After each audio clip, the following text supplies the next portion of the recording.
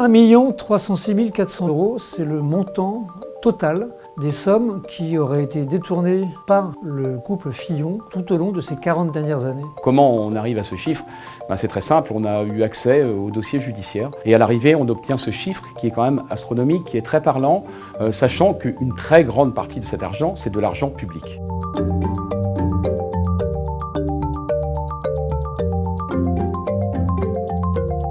François Fillon a fourni des emplois d'assistants parlementaires à ses deux enfants, Marie et Charles Fillon. Mais les sommes que perçoivent ces deux enfants, il leur demande de les transférer immédiatement sur son compte à lui.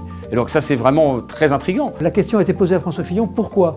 Et en fait, François Fillon a expliqué, comme ses enfants d'ailleurs ont expliqué, cet argent, il servait en fait à rembourser les études que mon père nous a payées et à rembourser les frais de mon mariage. Ça explique ces mouvements de fonds internes à la famille, mais ça n'en reste pas moins tout de même très atypique et très bizarre, surtout lorsqu'on parle de fonds publics.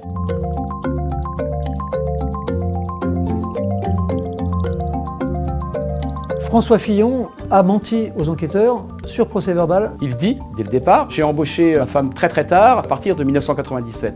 Complètement absurde, on peut prouver qu'en 1981, dès 1981, il l'embauche pour écrire un rapport qui va être payé 50 000 francs, ce qui à l'époque est une somme très importante. On est devant quelque chose qui est l'inverse de la vérité. Et le dossier comporte 3 ou 4 ce qu'on pourrait appeler d'inexactitudes, si on voulait être charitable, de mensonges, si on est juge.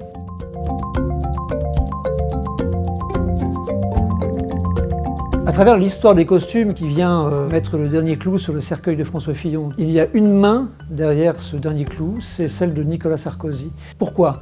Les costumes, tout le monde s'en souvient, 13 000 € de costumes de la marque Arnis qui sont payés par l'avocat Robert Bourgi. Ces costumes, il les a achetés à François Fillon, il les a offerts pour le piéger. Ce qui est très important, c'est qu'il en parle à Nicolas Sarkozy avant. Il a informé Nicolas Sarkozy à l'avance qu'il allait tendre un piège à François Fillon, qu'il allait lui sortir un scud entre guillemets pour casser les pattes de François Fillon. Et Nicolas Sarkozy non seulement ne l'a pas dissuadé, mais même, d'après ce qu'on sait, le lendemain des révélations, Nicolas Sarkozy a appelé Robert Bourgi pour lui dire un seul mot, merci.